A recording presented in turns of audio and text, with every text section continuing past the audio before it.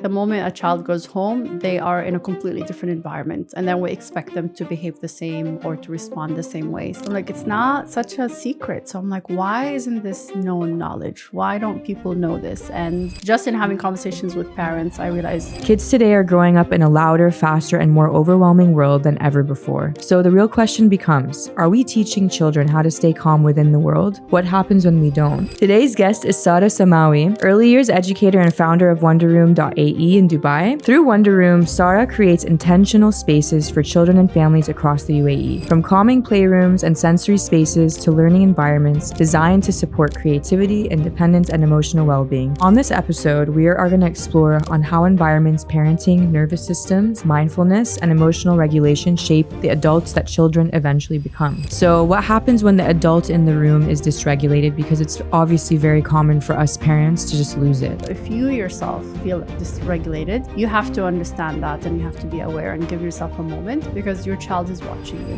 What's one thing you notice across all children that moves you, no matter where they're from or their class or any of that? But ultimately, children tell you what they need if you allow them. A lot of the times we're overwhelming them by wanting to save them quickly or wanting to put words in their mouth. And like, this child hasn't communicated that. And if you give them the right resources, the right environment, children show us who they are. So I think this episode is brought to you by Aqua Aligners. If you've been thinking about straightening your teeth but don't love the idea of metal braces, well, this is your sign. Aqua Aligner offers nearly invisible, custom clear aligners designed for comfort, confidence, and real-life wear. It's modern orthodontics, precise, discreet, and built around your lifestyle. Because sometimes the smallest shifts create the biggest confidence. Visit aquaaligners.com to learn more and use code BNB10 for 10% off your treatment. Now, let's get back to the episode. Welcome back to another episode of Balance Not Boring. It feels great to be back. I was away in the US for a while, so now I'm back and ready to speak. This episode is called How Do We Raise Kids Who Are Calm on the Inside in a World That Won't Slow Down? So being calm is not a personality trait, it's actually a skill. Kids today are growing up in a louder, faster, and more overwhelming world than ever before. So the real question becomes, are we teaching children how to stay calm within the world? What happens when we don't? What does that child look like at 25 or 35? And how does it impact their relationships, work, and sense of self? So on this episode, we are going to explore on how environments, parenting, nervous systems, mindfulness, and emotional regulation shape the adults that children eventually become. Here's something that I want all of you guys listening to sit with. The way that you handle stress right now, at work, in traffic, or in an argument, was largely shaped before you turned 8 years old. Not by what you were told, but how you lived inside. Today's guest is Sara Samawi, early years educator and founder of Wonderroom.ae in Dubai, a children's playroom and learning environment design studio rooted in emotional regulation, child development, and the Reggio Emilia philosophy. Through Wonderroom, Sara creates intentional spaces for children and families across the UAE, from calming playrooms and sensory spaces to learning environments designed to support creativity, independence, and emotional well-being, including for neurodiverse children. Sara grew up between cultures with Sudanese roots and from a global upbringing, and that often felt very confusing. She said that she felt unseen in the stories, books, and environments around her, and that ultimately shaped the work that she creates today. After years working inside classrooms as an early years educator, she noticed something that completely changed her perspective. Rearrange the environment and you change the child. Calm the space and the child begins to find calm inside themselves. But underneath all of this is a deeper question. What happens when the physical and emotional environment isn't calm around the kid? What happens when the adults aren't calm? And can children build emotional regulation inside themselves and carry it into adulthood still? That's what we're exploring today.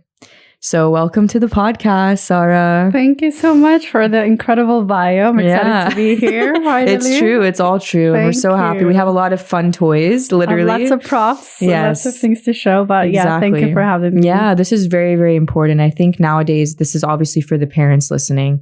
We're so attuned to our kids' needs emotionally versus 30 years plus ago. And I think we're from the same generation. I think 1 year apart from what I know. So you get it. We share a month, the same month, I think. I know. Yeah, exactly. Almost. Yeah. So I do think it's very important to bring up. So we want to learn more about you first. You grew up across different cultures, and much like many families raising children in Dubai today, did you ever truly feel like you belonged in those places around you?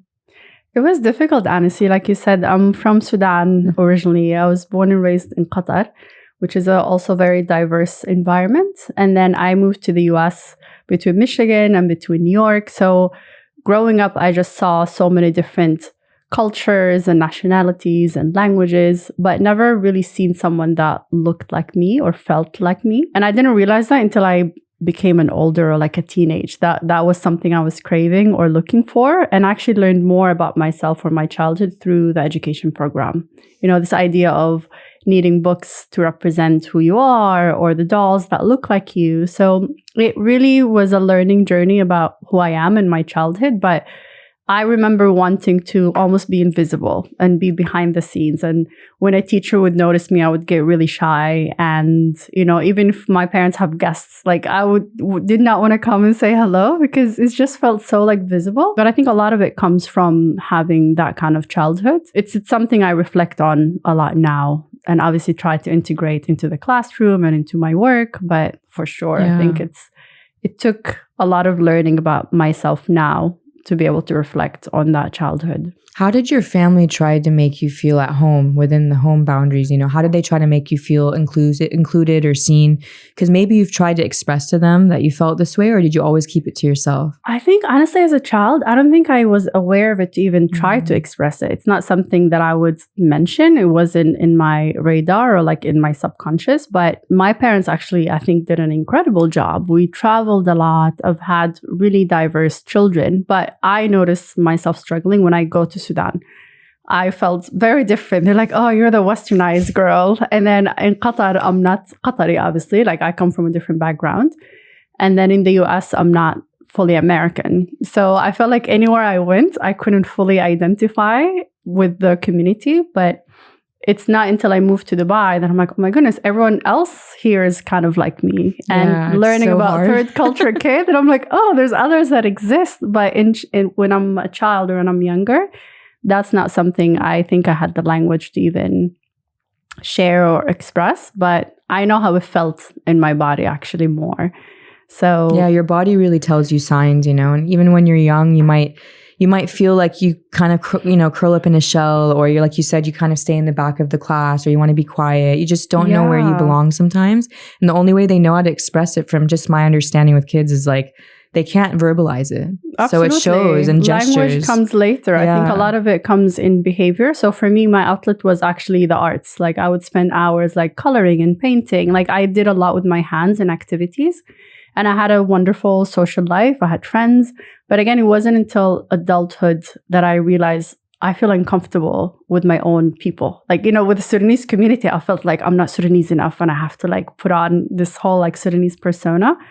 But it felt exhausting at the end of the day having to code switch. I'm like, here I'm this person and here I'm this person. But ultimately, I'm all three. And I'm proud of being able to connect with all cultures and different languages.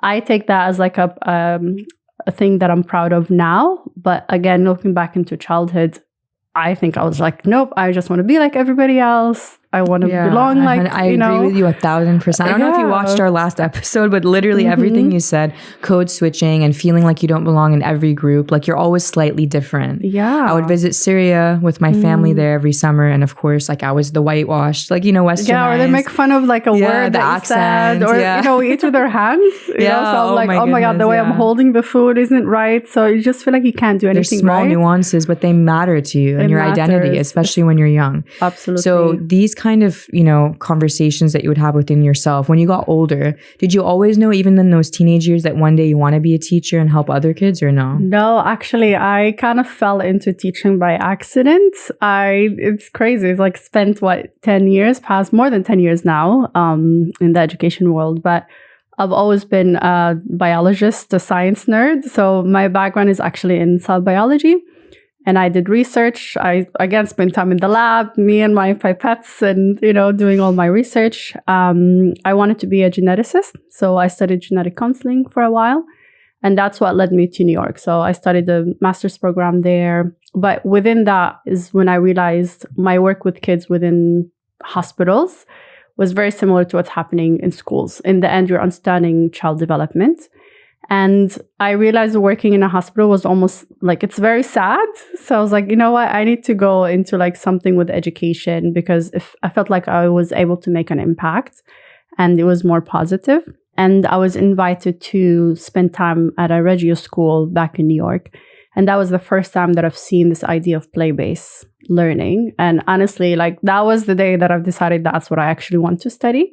Because I come from traditional schooling and like sitting down and doing testing, and I do really well with this. But the idea of like children playing and in nature and mud and the way the kids came to speak to me, I was like, oh my goodness, this is incredible. So yeah, it was literally that moment that I visited that school, seeing it in action, completely switch. And that was the beginning of my That's such a switch though. education. Like I know coming from our cultures, like I don't know. I'm just curious, how did your family take it when you told them like, by the way, no more science, but I want to be a teacher? Oh, I mean, you probably many like I know is like be a doctor, be an engineer. Yeah, that's why I'm like, please tell us. Other people like relate to this. Yeah. No, I think again, my family I think has a very open, progressive mindset, and I'm very appreciative. Even to let me go to the US by myself, like that was a big deal as a female, but they trust my journey of discovery and they saw the passion that I had. And then my mom always tells me like, as long as you're happy with what you're doing in your life, that's what matters. I'm sure maybe in the back, they were just like, what are you doing? But I think they see my passion now and how much I pour into my career, but they didn't question it. I think they were probably thinking I'm going through something. It's like, what's going on? But quarter life crisis. Yeah, like in the end, what they're teaching me is it doesn't matter. You take a different route, you try something new. I can always go back to that if that's what I want. So it's not a set in stone decision in life. So why not? And you're lucky you kind of found that calling early in life, because a lot of us, I mean, a lot of our episodes, we've talked about this a little, like what's our purpose? Yeah. Most people find that in their 30s, 40s and beyond even. Yeah. So one day you just wake up and you get, like something falls on your lap, or you meet someone who connects you to someone else. Yeah. But for you, that's really like a natural way that you were in the city where you converted your interests, Absolutely. And I think this is really the journey that led me to Wonderroom. I think I spoke about my interest in the arts. And I always thought, if I didn't pursue the sciences, definitely I would have been an artist. Like I've always loved creativity. A lot of my friends are in this like creative world. And I think looking at the different phases of my life, I've needed to explore that to learn something about myself. And Wonderroom feels like, hopefully it's not the end, right? But it's a combination of a lot of my interests that finally I feel like I'm creating this world that has all the things that I love. Children, education, creativity, like talking to parents, children, like it's really a combination of everything. So it's exciting. And I think the more that I'm comfortable in my own skin and the more that I'm showing courage to try something new, I discover something else that I have. So I've been raised in that way to just kind of go for it. Yeah, take your opportunities. And you never want to say what if. And we always also believe in this on the podcast, like put yourself out there, because you're learning about yourself with each phase, right? Yeah. What you like, what you don't like. Because you also don't want to work in something that you feel like you don't have any spark for. Yeah, and it's worse thinking, what if, so I'm like, fail, and then be like, okay, I know I'm not good at this. Try something else. So that's been my philosophy from the beginning, honestly. And you're using your childhood like love for art in this business, which is even more meaningful, and you're doing it for other kids. Yes. So tell us, how does Wonderroom work? What is it exactly? So it's a combination of an education consultancy and interior design. Ultimately, it's a combination of child development and design. So I realized during COVID that there is a gap of really a space that helps children and helps families create those like educational environments. I do it in a classroom as a teacher.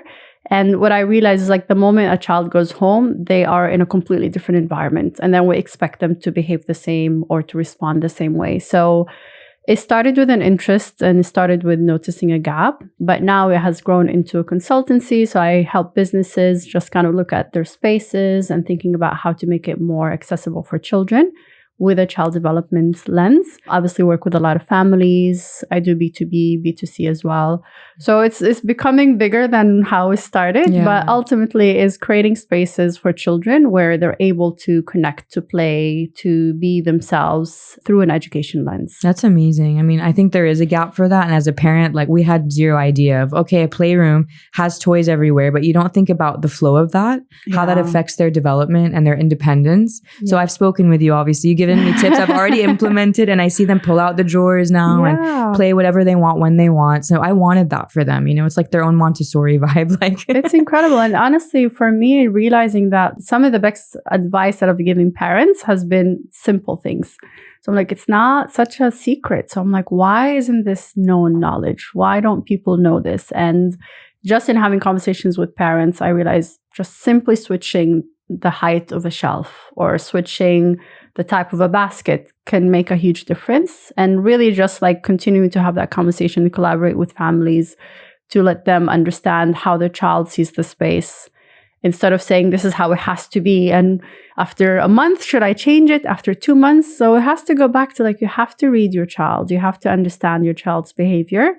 So it's a collaboration between the parents and the children. Yeah. So obviously this episode is about mindfulness and creating kind of intentional, calm children as much as possible. It's obviously like not fully in our control, but giving them that tools, right? Yeah. So tell me, in your classroom, how do you create that environment for them? And what are some things that you think general adults like myself would overlook unless they're aware of these things? Yeah, I mean, I always start with how the space is set up. And in my space, I love to start with lighting. Has to be calm lighting. The colors, the space shouldn't feel over cluttered. So in a Reggio classroom, the beginning of the year, the classroom is always blank. You know, so we're not decorating for the parents. We're not decorating for the kids. The work of the child is what decorates the classroom. So the moment you enter, you notice everything is lower. You know, the children should be able to see everything. So one thing I like to do actually is like I go down on my knees and I look at the classroom and I'm like, this is what a child would see on their level instead of I'm tall. So like instead of on my height. So really starting with a space that feels inviting, that feels calm, but that's not the end. You know, you can have the perfect classroom, but that's not everything. So the second piece is the adult in the room. So me as the teacher, I have to be aware of my own energy, my voice, how I enter the classroom, because they're watching me and they're copying my behavior. And then obviously the materials. So I'm very specific about what I'm introducing in the classroom, how am I presenting it to the child. So there's many parts to it, but we always have to start with the space, the materials, and then the adults. Yeah, and we'll definitely go through all the materials now. And like in the next section, I'm excited. So what happens when you're having a bad day as the teacher or you haven't slept? It happens all the time. You're like every other day. No, but really, how do you, because you are aware of like the kids are copying you, right? So what do you tell yourself? I mean, I have to let them see that I am a human and I have feelings. So this is really the first lesson in the beginning of the year is we explore what are feelings. It's this internal thing that they cannot see. So a lot of the times what happens is adults internalize everything. I could be tired, upset, over caffeinated. It could be anything. But a lot of the time we're putting on this like, I have to be happy and I have to be cheerful. So children have no idea how to read my energy. What I do is I literally tell them honestly, you know, like Miss Sarah's feeling a little tired today. I didn't sleep too well last night, or I'm feeling frustrated when I was driving. There's a lot. I'm telling them honestly what happened, and I attach that to a feeling because they need to see what do I look like when I'm feeling frustrated. Am I flipping tables, or you know, or like I literally have to exaggerate my behavior. So I do my breathing with them, and I say I need a moment. I would go sit in my like calm down corner and I would practice. And I would see like all the kids are there staring at me because they're like, wow, she's practicing her breathing. Give her time. But obviously I don't get to that step until beginning of the year. We're talking about feelings and what's appropriate to do with your body with different feelings. But I'm very honest with them. And they actually use my lessons against me now. They're like, do you need a hug? No do you need way. to go You're for like, a walk? You're checking me. Yeah. Or sometimes they're like, give them another chance, Miss Sarah. Let's try again. So they're showing me that they learned these lessons. But it's not me telling them what to do. This is a community. We're doing this together. So then we normalize that feelings are for everybody. It's not just for the kids to practice. It's adults have feelings. You know, when a child tells me I miss my mommy and they're crying, I say, I miss my mommy too sometimes. And you can see they pause and they're like, whoa. Whoa, you're big though. You have a mommy and you cry? I'm like, yeah, I cried. And I called her and I made her a letter. And it kind of like immediately takes away this anxiety that a child has. And they learn to self-regulate and we co-regulate. So it's a lot of skills embedded in simply telling them truthfully how you feel.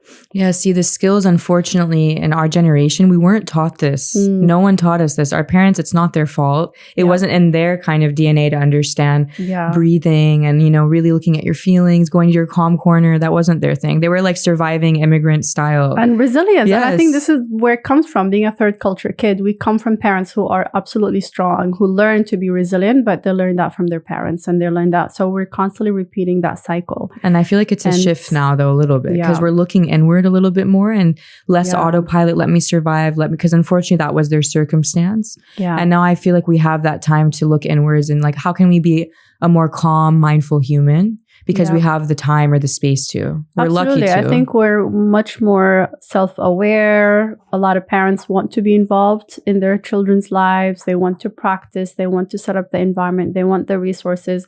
So I think definitely there's more awareness for wanting children to be emotional and mindful and calm. So and being okay with, you know, showing emotion rather than holding it in, and feelings are okay. So you mentioned the word co-regulation earlier, and not everybody might know what that is. So research around co-regulation is very clear. Children learn emotional regulation by borrowing it from adults around them. So what happens when the adult in the room is dysregulated? Because it's obviously very common for us parents to just lose it. Like we can't act perfect all the time. Yeah. So how do they might not understand words and things, but vibes, like what do they take from that?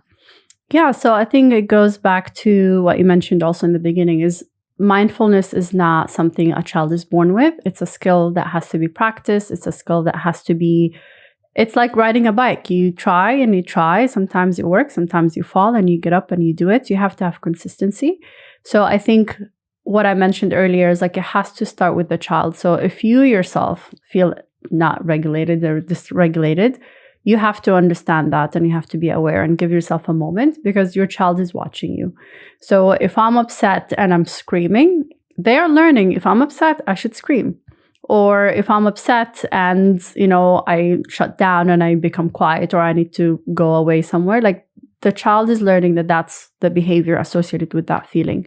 No pressure. So no pressure. But things happen. And I think if one day something happened and you say, you know what, I didn't handle that too well, I do that as well. And I say, you know what, I'm sorry, Miss Sara said this and I shouldn't have said that. And we talk about it. And most of the time they're like, okay, all good. Like it's not that serious, really. So I think if the adult is feeling dysregulated, you have to take a moment, because you have to calm yourself before you're able to manage the child or help the child. But a lot of the times what happens is the child is having a tantrum, and then that's the moment that we have to fix it. And it can create a lot of anxiety. Like it's going to get worse. They're going to scream and they start kicking and they're rolling. Or even you're out in public and you're maybe feeling embarrassed. So it escalates. So I think co-regulating has to be, let's do it together. Let's calm down. The nervous system has to calm down before you're able to manage supporting that child. So that's the one thing I actually notice a lot, is parents are ready to step in and run to help the child before allowing the child to calm down, before helping them calm down. You know, we have to do it together. Yeah, so that's actually a great point you brought up, because I wanted to talk about the difference with parents helping the kid in everything, whether tying their shoe or like wiping their tears too quickly or solving their problems for them with a disagreement.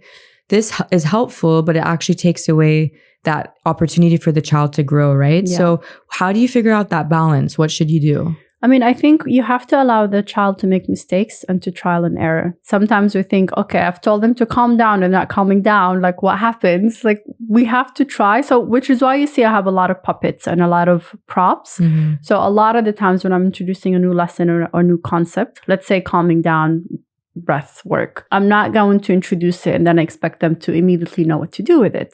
Also, I don't want it to be too personal, you know, like, Johnny, here's how we do it. You can do this, yeah. I'll use a puppet. So it's not about them. It's about the animal, the puppet, whatever I'm using, the character in the story. And once I introduce the lesson, we practice. And I can say, this is how I do it. Now you try. And then I bring it up and I can say, okay, this prop is going to live here. Let's practice it. And you can see they'll play with it and they'll try it in different ways. But eventually, let's say I get upset, I would go and use that puppet. And then they're watching. They're like, oh, wow, this is serious. Like, this puppet. She uses it. Okay, now I'm going to try. It might not work right away, but the adults are the ones that will have consistency. So it's your child's turn. You can remind them, give them a timer. You can say, okay, you try. The more that you're consistent, it slowly becomes a skill. Now it's a part of their character. It's a part of their personality. And that takes time. I think we have to be patient.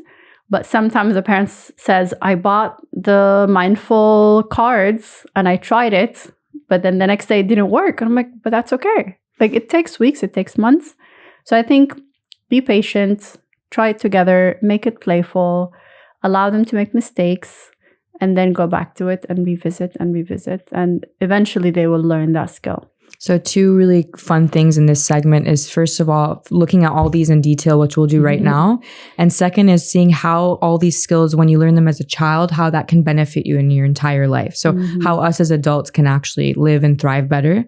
So let's look at your tools first so we can learn what we do if a child is feeling aggravated or dysregulated or anything. Yeah, so there's many tools and I use them actually throughout the year at different times. The one thing I start with is usually these picture cards that just simply show the feeling. So I ask them to show me, like, what does mad look like? And really what I'm teaching them from this is you have to learn to read the person's face to understand. Because a lot of kids, they're looking away, they're talking elsewhere. And I'm like, look at my face. How do you think I feel? And that allows them to learn to connect with other children. So you can see the kids, they go and they look at other kids and like, are you happy? Are you sad? So this allows them to understand how to read other humans. So it creates that connection. My favorite is the color monster.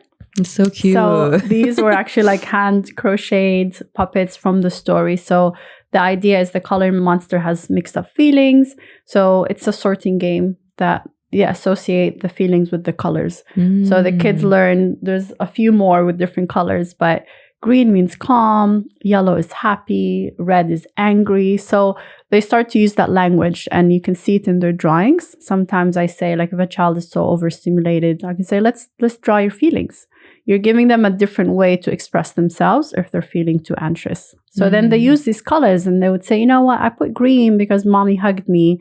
But then it's a little red because I lost my whatever popsicle. Yeah. You know, like they use colors and it's an easy entry point. That's a smart way because a lot of the time, like my daughter isn't as expressive, but she's super like artistic. Yeah. So she can actually maybe, you know, draw it out how she's feeling sometimes. Absolutely. I think you have to think about different learners. And that's kind of one of my favorite things is neurodiversity. Is like, how do you allow access for every child, regardless of their needs, regardless of their ability? We have to, it's on us to create those spaces and the entry points. Those are my favorites. So again, I wanted to have a little melanin in my puppets, for diversity. So I call her Aisha and Abdullah. Aww. So I make up scenarios and say, Aisha took Abdullah's toy and then they're fighting.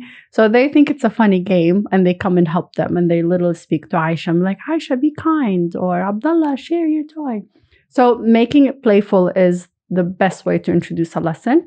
And then when they are upset, they use that tool for themselves as well to self-regulate. So use your puppets, your animals, your dolls. So role playing, as they call it, right? Absolutely, yes, role playing. And sometimes I connect it to the story. So here I have Stick and Stone who fight over different things.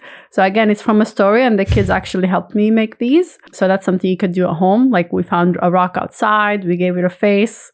So now they love these because it's a part of the story. Another favorite is timers, using timers in the classroom, even at home, because time is an abstract concept. So if I say, you know what, I think I need you to like calm your body for 5 minutes, then I would put 5 and then they can see it's 5. Sand timer does the same thing.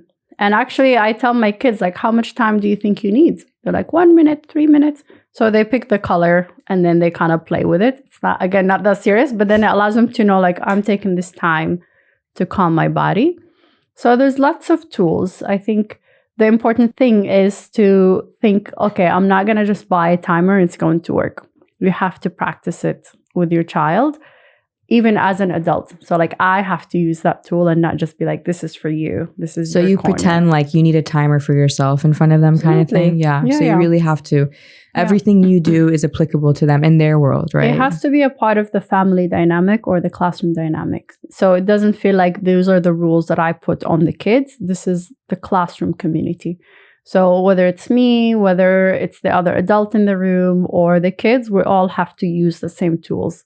So then it becomes actually more powerful. Because I think children start to understand like, oh, if this is only for me, that's no fun. They want to do whatever the adult is doing, right? Yeah, it feels like you're in trouble. Yes, and that's the fear. Like sometimes I think when I speak to parents or give them some of these ideas, I'm very mindful about how they should use it and how they should roll it, because it becomes, well, if you don't clean up, you can go to your corner. So the consequence doesn't match the behavior. Instead of, again, co-regulating or having a conversation, it becomes more about threat. So I think it's important to use it properly and not to use it against the child. Tell me what parents are listening. They're like, that sounds great. This like looks perfect if the child is calm. Yeah. But let's say the child is actually having a tantrum. So Yeah. you try to say, let's do rainbow breathing. Let's do 5-finger breathing, all these things. And they're not even listening to you. Yeah. So what would be your first line of advice in that sense? Yeah, I mean, and that happens. That's literally a part of my everyday life. But you have to understand, what's the state of the child? Are they simply upset or crying, or are they having a tantrum? Regardless, that's not a moment that I'm going to practice my breathing. So let's say a child is upset. I have to kind of comfort them first. And I have to ask them if it's okay to give a hug. Like even that, I have to be like, would you like a hug? Would you like me to help you find a solution? It could be that they just need to cry. And I would say, I'm right here. I'm literally next to you. And I can start coloring or reading a story. And I will say, I'm right here. When you're ready, let me know. Immediately, they calm a little bit. And then I can read my story and the color monster, and then you know what happened, and they slowly stop and they listen. Once I realize they're done, I can say, I notice that you felt sad or you were crying. Tell me what happened. And then they start using their words. So what I've done there is like I've calmed the child down. I've named the behavior. And usually I'll have my cards and I would say, were you feeling upset or were you feeling frustrated? So instead of me naming it for them, they help me identify the feeling. And every child might be different. Some of them might have the language. Some of them, they just might point. And I would say, oh, mad. You were mad? You can say I was mad. And he would say, yeah, I was mad. And then I would refer back to like a chart or a lesson or even a story. And I would say, yo, remember in the story when Johnny was mad, what did he do? He went for a walk. He drew a picture. So then now we're in this zone of like we're addressing the behavior and what to do with it. If someone is having a tantrum, similar thing. I would not like engage at all. I would be there as a safe adult, help them understand, or even sit next to them. Sometimes I would rub their back. Sometimes they don't want to be touched, but I'm there practicing my breathing. And I would say, I can see that you're really upset. I want to help you, but I can only help you when you're ready, when you're calm. Yeah. You have to give them the time. You have to give them, or else it won't clock with them, you right? Can't they reason. can't understand. Like as a little boy or girl with like a mind or brain that hasn't fully developed, you can do all you need to do, but it's not going to work. You have to wait for the child to calm down. And that's when you use those co-regulation skills. Until the child is fully regulated, that's when you can do the breathing. Yeah, so, you know what's really interesting is like all these kids are so unique in like what maybe speaks to them or what they need. But then I'm thinking of your experiences, like you've lived in Morocco. I saw that on your blog. Yes, I did look through that. It's so cute, like 10 years old. Yeah. But you were so moved by those children. Yes. I saw what you wrote about it and that touched me actually because you know you were making a difference in that community. Yeah. But them, and then obviously here it's a different environment, right? So like what's one thing you notice across all children that moves you, no matter where they're from or their class or any of that? I think in the end, children are children. They go through the same developmental stages. What you said is actually really important, is different things work for different children. So I tend to do a lot of observation throughout the year to understand, like you said, for your daughter, she loves the art. So I know using a color monster story is going to connect with her. Ultimately, children tell you what they need if you allow them. You know, that's really the final thing to say is like children want to communicate with us their needs. They want to show us. A lot of the times we're overwhelming them by wanting to save them quickly or wanting to put words in their mouth. I'm like, this child hasn't communicated that. And not to say they're going to come and say it in words and full sentences, but if you give them the right resources, the right environment, children show us who they are. Yeah, and I think they're kind of smarter than we give them credit for. Absolutely. Just me being a parent, I've noticed like sometimes they say things, I'm like, wow, you actually remember that from 2 years ago? How? Like I would never guess that. Or, you know, something they observe, or, you know, like if they know that I'm upset, they're like, you're tired, mama? I'm like, I'm tired because of you. Can you know? Tell? Yeah, but like they're so observant.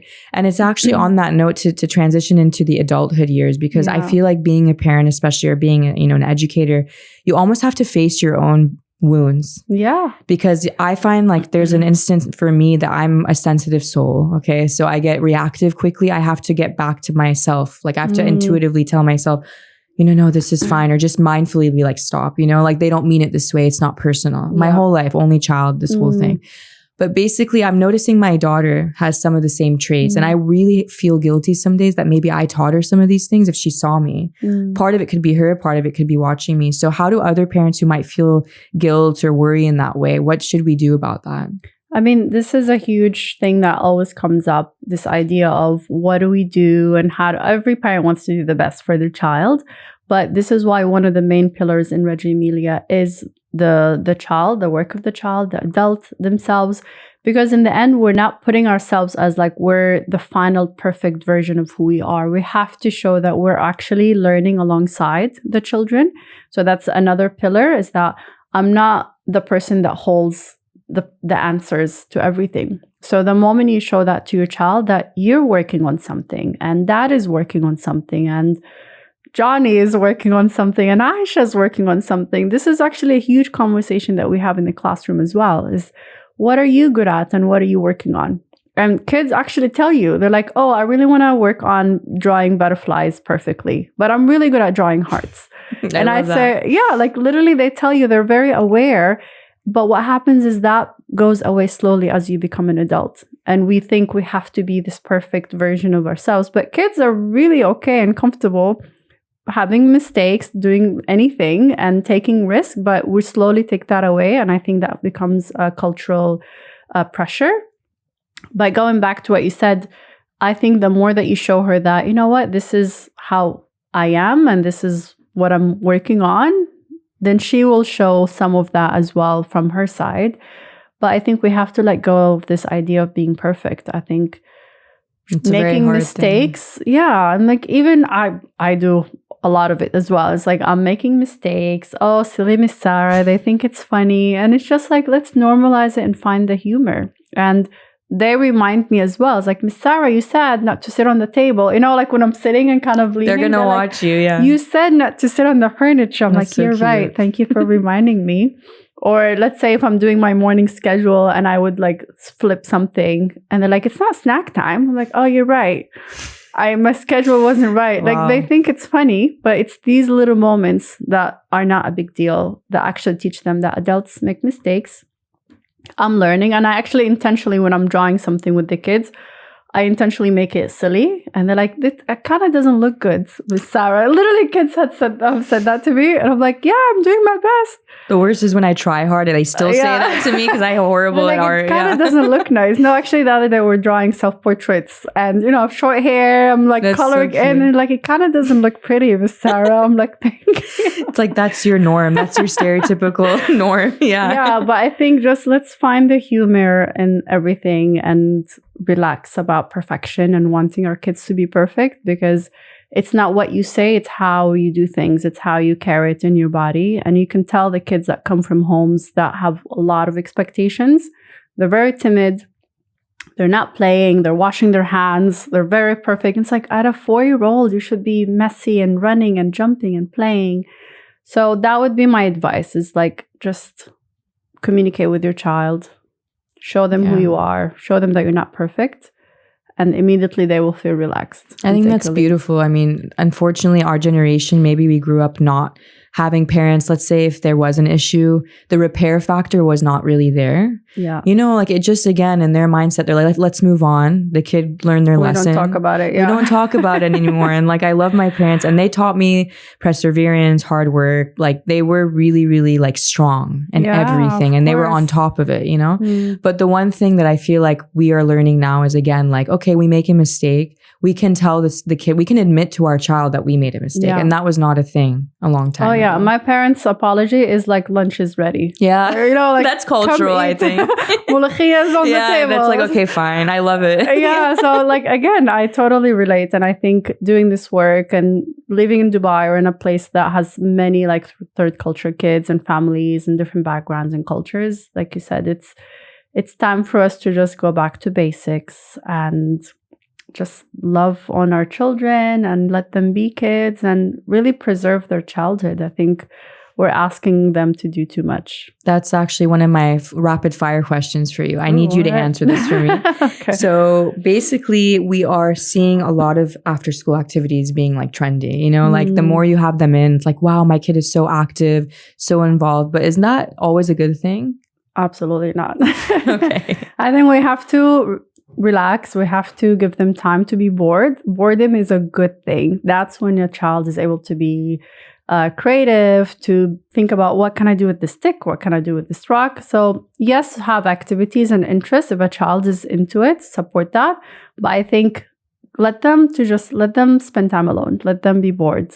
That's so hard with this. They're so used to simulation now. Even the play areas have interactive screens, and birthdays are just next level here, as you know. So they always think there's something. Yeah, and the amount of data and information coming at us, I think we have to like preserve that childhood again and just let them spend time at home, read books, do puzzles, be outside if possible. That's how we grew up, and we were okay. We turned out fine. But for them, I don't know. It's something I've noticed is that kids don't know how to play alone as much anymore. Yeah. Like when I leave them, I'm like, okay, the play area is right in front of me. My office is right here. So I'm like, I'm sitting right here. You guys play together, or you play alone if they're in separate rooms. And then 2 minutes later, they're back in my office. Like they don't know how to be independent players. Absolutely. And I think that's the skill I notice is if a child is overstimulated or if they're dependent on an adult. I think naturally kids want to play. That's something that happens, but you can tell the child is dependent on the adult.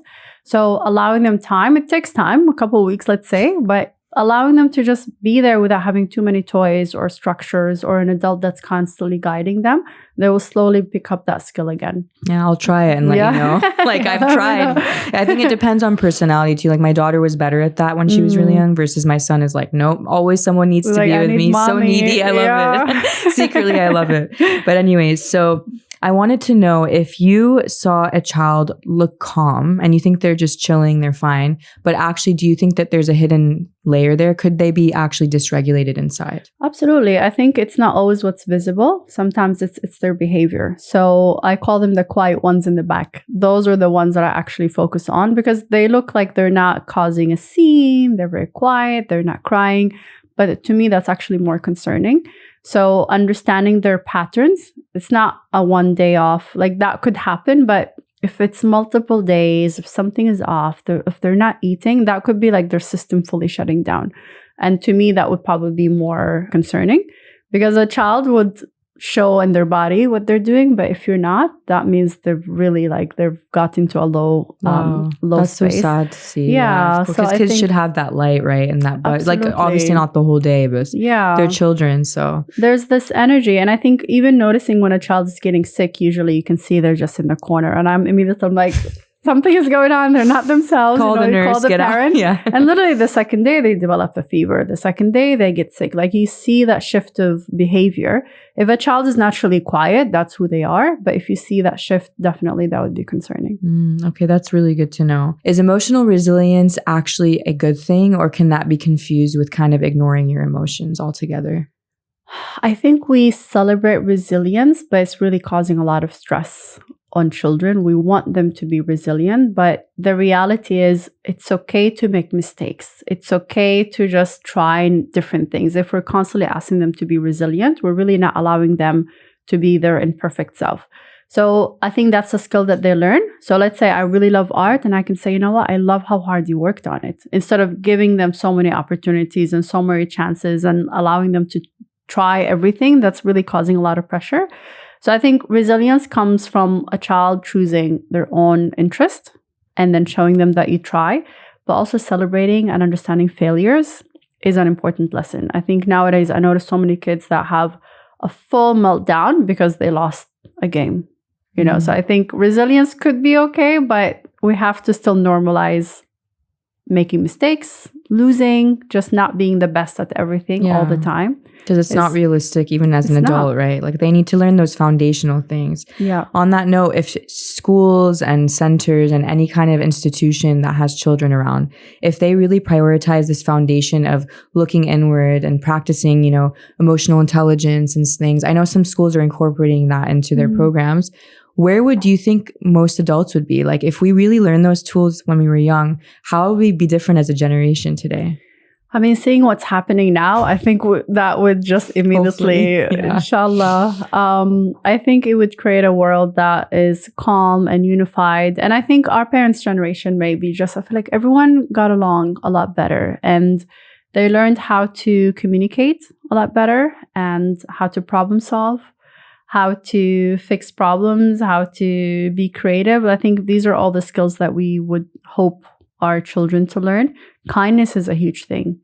I think that's a concept that we learn throughout the year, this idea of like, what does it mean to be kind to yourself, to your family, to your friends, to your neighbors, to your neighboring country.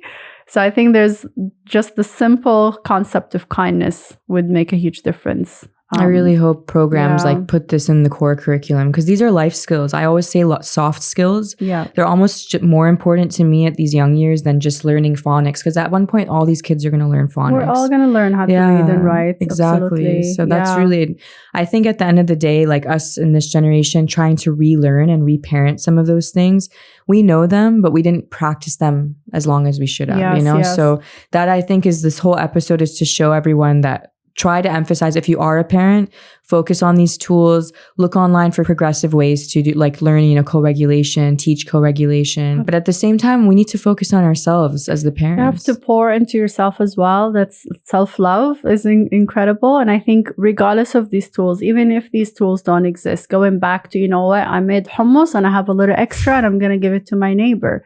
You know, this plant is thirsty, let's give it some water. Like those are the things that the kids are watching. You know, like if a teacher comes by to say hi and they're like, is that your friend? And they get excited. Or, you know, like when a parent gives me like a piece of chocolate, they watch that love between adults and kindness to like, you know, the janitor or the security guard or someone that is opening the door and we pause and we acknowledge them. Those are the skills that matter. In the end, we don't have to have all these tools. It's what you do every day in front of your child. It's how you speak to them. It's how you speak to other adults. Those are the things they're actually watching. It's not the lessons. These help, but ultimately going back to basics, what's happening in your home, how you're addressing your friends, your family members, your neighbors. It's not just what's in the stories. It's your daily behavior matters as well. Like real human interaction. Yeah. So what's one thing that you want to leave parents with as the last and final thing? What would you like them to take away from this? That, you know, obviously a lot of information here. It might be overwhelming at first. What's the most important thing? Other than, of course, what you beautifully said now. So many things. Yeah. No, honestly, I feel like every parent wants to do their best. So you have to start with yourself. I know this is for our children and we want the best for them, but I think you have to take a step back and allow yourself to almost be a child and like love on yourself and take moments, make mistakes. But the moment that you allow yourself that space, then you're able to support your child. You can't pour from an empty cup, right? So I think figure out what brings you joy, figure out what allows you to connect to what makes your family special and just focus on that. All of these things will naturally come up.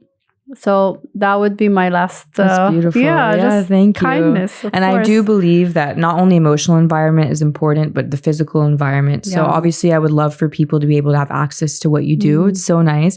So can you tell us your URL and your Instagram? How can people reach you? Yes. So my website is called wonderroomdesign.com. So you can find all the information there. I'm mostly active on Instagram, which is wonderroom.ae. You can call me, WhatsApp me, email me. And I'd love to support any family, any mom, if it's a nursery, if it's a family. So I can do some consultations or I can help them set up the space. But we always start with a conversation to understand their children first. And that's what brings me joy. So yes, she does great stuff. Trust me, guys. I can vouch. At least the tips you gave, they were already helpful. Thank you so much for coming on. This was wonderful. Thank you. I hope everyone is able to find some mindfulness or try some skills. But thank you for having me. It's been amazing. And it's been really reassuring for me too. Thank you.